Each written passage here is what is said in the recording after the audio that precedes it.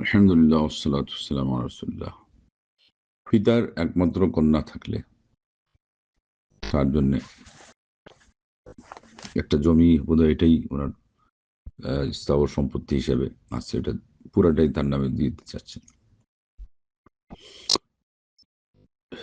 আল্লাহ রাব্বুল আলামিন কন্যা সন্তান হলে কোরআনে বলে দিয়েছেন ফালাহান নিসফ, যে ও পুরাটার অর্ধেক সে পাবে, উত্তরাধিকার হিসাবে এটা আল্লাহর পক্ষ থেকে দেওয়া। অপরদিকে যারা উত্তরাধিকারী তারা যে পর্যায়ের হোক তাদের ক্ষেত্রে ওসিয়ত করা আল্লাহ আল্লাহ নবী মানা করেছে। লা ওসিয়াত লি ওয়ারিস, হাদিসের মধ্যে আসছে যে ওয়ারিস যিনি হবে তার কোনো ওসিয়ত নেই, কারণ ওর ওসিয়তটা আল্লাহ করে দিয়েছেন কোরআন কারীমের মধ্যে। ভাগ কার কার হিস্সা অংশ আল্লাহ পাক সেটাও বুঝিয়ে দিয়েছেন। এই জন্য এটা একদিক থেকে বড় কঠিন একটা জিনিস যে আল্লাহর আইন তো আইন, সেখানে এত বিস্তারিত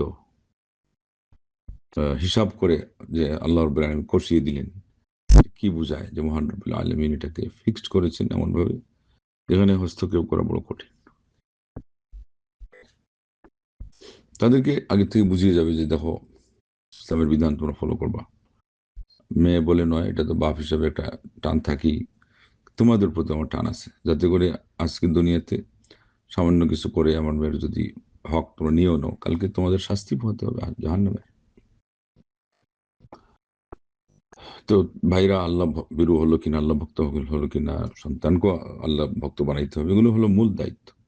এরপরে পরে কি আগে পরে সব জায়গায় দুনিয়া চালান আল্লাহ। একজন পিতা তার সন্তানকে কতটুকু দিতে পারবে, এটা দিয়ে কি বা হবে যদি আল্লাহ বরাকা না দেন, তাকে মারাত্মক বিপদ আপদ থেকে এবং অসুখ বিসুখ থেকে রক্ষা না করেন। সব একটা বিপদে হয়তো সব টেনে নিয়ে চলে যাবে। একটা মামলা মোকদ্দমা লাগবে এবং আরেকজন বলছে যে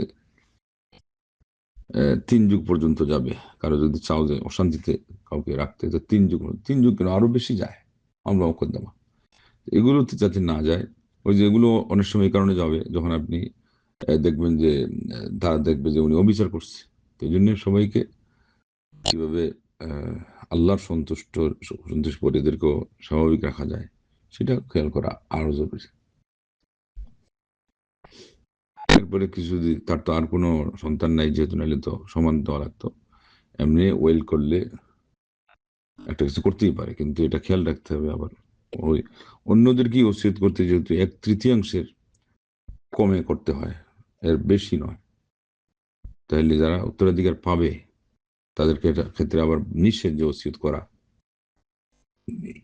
তাদেরকে আপনি যদি গিফট করেন তাও একটা পরিমাণ রাখতে হবে, হিসাব রাখতে হবে।